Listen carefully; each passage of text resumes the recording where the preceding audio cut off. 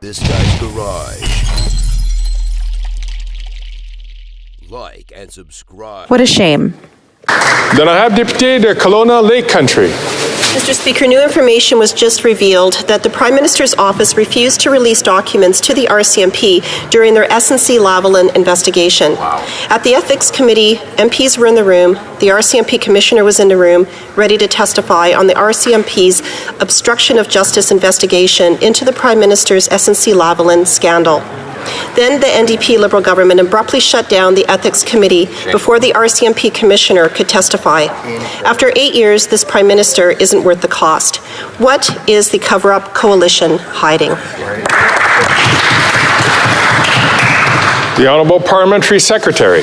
Mr. Speaker, I have to admit, after yesterday's performance, I'm surprised the Conservatives would dare go down this road in dealing with the fact that they had 26 opportunities to move a motion to bring forward the RCMP to committee, but instead they choose to use that as a political ploy to block the study of looking into a lobbyist-paid trip by 5 Conservatives, including $1,800 worth of champagne, a bill, $1,200 oyster bar bill. Wow. Mr. Speaker, talk about cover-up. Yeah. Well, Mr. Speaker, the only person in this place that has broken ethics laws twice is the Prime Minister. That's right. Yeah. And the Prime Minister said when he took office that the government and its information must be open by default. But after 8 years, the Prime Minister only wants to cover up the truth. The RCMP Commissioner made himself available to answer questions, but the NDP Liberal government doesn't want him to speak. We've learned it was the Prime Minister's office who blocked the RCMP from getting key documents during the SNC-Lavalin investigation. This Prime Minister is not worth the cost. What is the cover-up coalition hiding? Good question. Good question.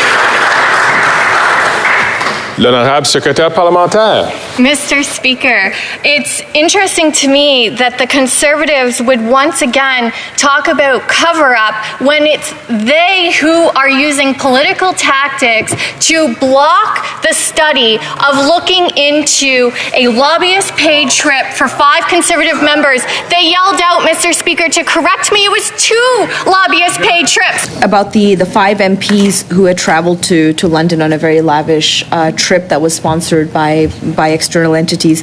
Now, as we discussed already, their flights, their hotels, the very oddly expensive Uber bills and $6,000 dinners were paid for by Canadians for Affordable Energy, with an exception of MP John Williamson, who in 2016 founded that organization that paid for these MPs. His travel to London was paid for by a Hungarian think tank.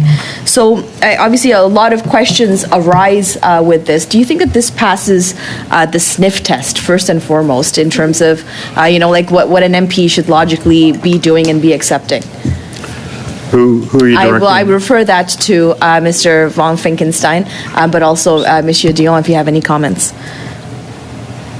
First of all, you catch me unaware. I don't know anything about the situation that you're talking about. So I'm sorry, I cannot answer the question. Okay, well, Monsieur Dion? Nor do I. I frankly don't recall the trip you're talking about. I don't know what year it may have taken place in.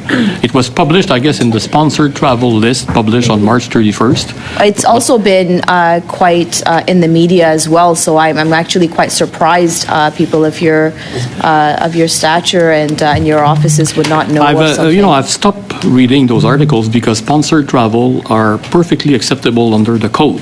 So that's what Parliament decided several years ago.